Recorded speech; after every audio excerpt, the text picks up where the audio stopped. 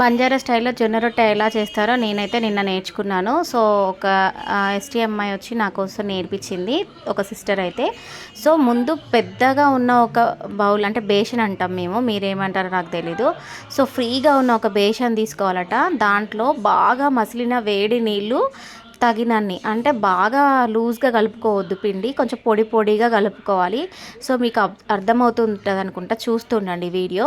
So ఇట్లా బాగా మసిలిన వేడి నీళ్ళు కొద్ది కొద్దిగా పోసుకుంటూ ఆ పిండి ఉడికేంత వరకు దాన్ని కొంచెం కొంచెంగా కలుపుతూ ఉండాలి. దీంట్లో మెయిన్ టిప్ ఏంటంటే అస్సలు సాల్ట్ వేయకుండా ఈ జొన్న రొట్టెలు తయారు చేసుకోవాలి. సో ఇట్లా ఆ వేడి నీళ్ళు పోసి పిండిని అయితే ఉడికించుకోవాలి. ఒక్కొక్కరు ఒక్కొక్క స్టైల్లో చేస్తారట. సో కానీ తను మాత్రము ఈ స్టైల్లో నాకు చెప్పింది. కొంతమంది నీళ్ళల్లోనే పిండి వేసి ఉడికిస్తారని చెప్పింది, బట్ దాన్ని కొంచెం కష్టంగా ఉంటుంది, ఇదైతే కొంచెం ఈజీ అని చెప్పింది.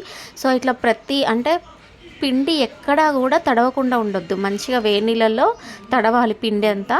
సో ఇట్లా చేసి కొంచెం పక్కన పెట్టుకోవాలి. చేతి తడుపుకోవడానికి కొన్ని నీళ్ళు పక్కన పెట్టుకొని మనం అప్పటికప్పుడే చేయాలట. పిండి చపాతీ పిండిలాగా కలిపి అర్ధగంట నానబెట్టకుండా, జొన్న పిండి ఏంటంటే, ఈ జొన్న రొట్టెలు ఏంటంటే కలిపి వేడి నీళ్ళతో కలిపి అప్పటికప్పుడే, ఎప్పటి పిండి అప్పుడే చేసేయాలట. సో అట్లా మనకు అవసరం ఉన్నంత వరకు పిండి తీసుకొని తను కొంచెం సేపు చేత్తోనే చేసింది, ఒక చిన్న రొట్టె సైజు వరకు అట్లా రుద్దింది. తర్వాత ఒక ప్లాస్టిక్ కవర్ని పెట్టి దాని మీద ఈ పిండి పెట్టేసి ఒక బాటిల్ లాంటిది ఏదైనా మన చేతికి అనుకూలంగా, గ్లాసో బాటిల్ అట్లా చేతికి ఫ్రీగా ఉండే ఒక రొట్టెల కోలో ఏదైనా మన చేతికి అనుకూలంగా ఉండాలట.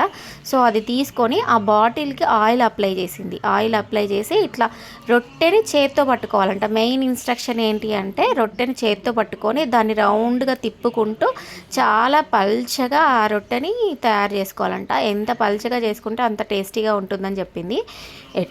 అండ్ ఇంకొక విషయం ఏంటంటే, చేస్తూ చేస్తూ హై ఫ్లేమ్ మీదే రొట్టెని కాల్చేయాలంట. సో ఈ చేయడం అంటే తాల్చడం అంటారు, మేము దాన్ని తాల్చడం అంటాము. సో ఇట్లా తాల్చడం కూడా చాలా టెక్నిక్తో చేయాలి. సో తను చూడండి, తన చెయ్యి పెద్దగా, వాళ్ళకి కాలవడానికి ఐరన్ ఉంటాయట, కాల్చుకునే రొట్టెలు కాల్చేవి. మా ఇంట్లో ఉన్న నాన్ స్టిక్ ప్యాన్ అనేది కొంచెం చిన్న సైజు ఉండడం వల్ల తను చేసిన రొట్టె సైజు పెద్దగా అయిపోయింది. బట్ ఎప్పటికప్పుడు చూడండి చన్నీళ్ళతోటి తడుపుకుంటూ చేస్తుంది. సో నేను కూడా అయితే ప్రయత్నం చేశా, 2 రొట్టెలు చేయడానికి ట్రై చేశా. బట్ నాకు పర్ఫెక్ట్ షేప్ రాలేదు, కానీ చేయడం అయితే ప్రాసెస్ అర్థమైపోయింది ఇంకా.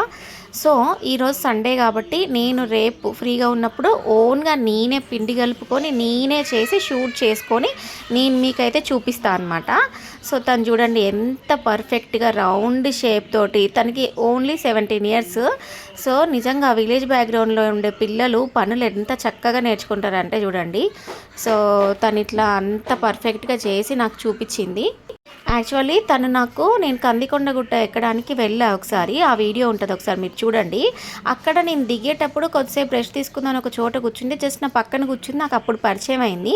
తర్వాత నేను కాంటాక్ట్స్ కూడా తీసుకోలేదు ఇద్దరము. ఫేస్బుక్లో నాకు రిక్వెస్ట్ పెడితే అప్పుడు తను మెసెంజర్లో చాట్ చేసి మేము ఇక్కడే ఉంటాం అక్క ఇదే అని సో అని చెప్పి పరిచయం అయింది నాకు. తను అలా, ఇది నేను చేసిన రొట్టె చూడండి ఎట్లా వచ్చిందో. సో తను అట్లా పరిచయం అయింది. ఇట్లా నాకు జొన్న రొట్టెలు మీరు చేసుకుంటారా అక్క అని అడిగితే నాకు రాదు, బట్ నేర్చుకోవడం చాలా ఇష్టం అని చెప్తే నా కోసం పిండి తీసుకొని, నా కోసం జొన్నలు తీసుకొని వచ్చింది. అండ్ ఎట్లా చేయాలో చేసి చూపించేళ్ళింది. తన పేరు Priya. Thank you so much Priya, నాకు ఇంత అంటే ఈ ఒక ప్రాసెస్ని నాకు నేర్పించావు నువ్వు. నాతో పాటు వ్యూవర్స్ కూడా కొంచెం నేర్చుకుంటారు. సో మీకు మెయిన్ టిప్స్ అర్థమై ఉంటాయి కదా. పిండి తడుపుకునేటప్పుడు బాగా మసిలిన వాటర్ తోటే పిండి కలుపుకోవాలి, సాల్ట్ అసలు వేయకూడదు. ఇట్లా ఒక కవర్ మీద పిండి వేసి దాన్ని ఒక ఆయిల్ రుద్దిన బాటిల్తో చేత్తో స్మూత్గా పల్చగా రుద్దుకోవడం. నచ్చితే లైక్ చేయండి, షేర్ చేయండి, సబ్స్క్రైబ్